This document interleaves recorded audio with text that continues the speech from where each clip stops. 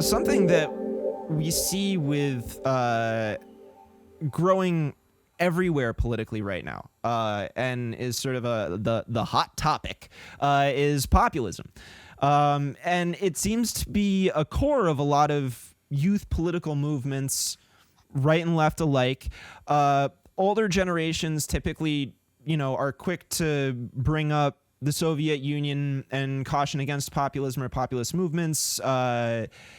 They have a much less favorable opinion of it, related to their own experience and historical understandings. So where do you feel like the balance between populist and anti-populist forces is at? Or are we at this point now where we're not going to be able to reconcile that, and reaching across the aisle is less important than trying to draw a clear and distinct boundary for ourselves to build off of? Yeah, no, I think that's a great question. When I talk about populism, I think the first thing that I think is really important to point out is that there's two main forms that it takes. So there's inclusionary populism, which we see Bernie Sanders emulate. And really what inclusionary populism looks like is, pulling in all underrepresented people, building those bridges, incorporating, their views and stances into your platform. That is what we consider inclusionary populism, building people up. Donald Trump is someone who emulates exclusionary populism. So instead of building up, he punches down. And what that looks like is uniting people around, what he considers to be like the common enemies. But it really doesn't work to build bridges. And just in his messaging in general, it's very aggressive, pushy, rude, as opposed to, kind, lifting people up.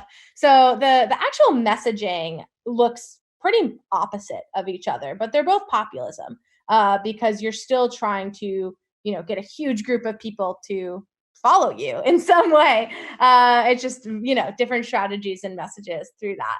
So yeah, we definitely situate ourselves in the inclusionary populism category, where we want to be building bridges with, other organizations that have similar values and missions as us.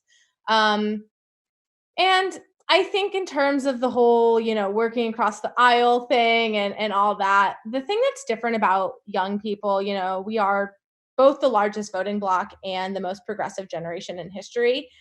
I think we just have a standard for what we consider basic human rights to be.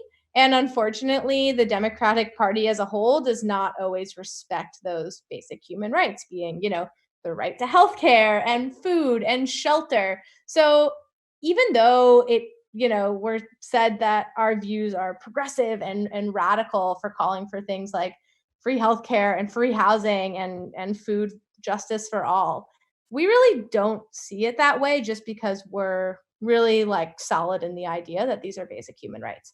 So to be honest, I'm not as concerned about reaching across the aisle right now, when we know that harm is being done by both the Democrat and Republican parties. And, there's countless examples of that. I don't need to tell you, but I think one thing that's been really interesting for me to watch is, I guess, going into this pandemic, I expected more of our politicians to get radicalized through it.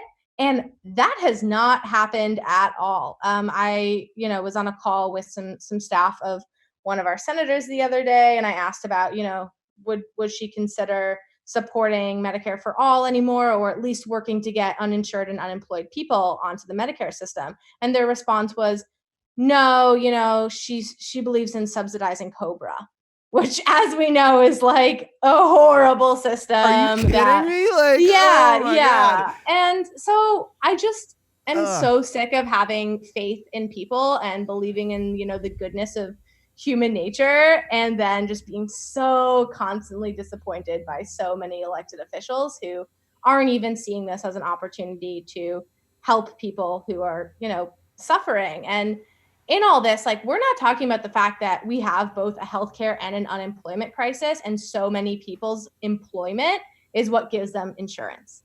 And so there's so many people who, yeah, have lost their jobs, might have COVID, and like don't even know if they should go to the hospital because they don't know if they can pay the bills when, they do. So, yeah, those are just some of the things running through my mind right now. And I don't see why working across the aisle should be a huge priority when we still have so much work to do on the left to even push our Democrats to support basic human rights.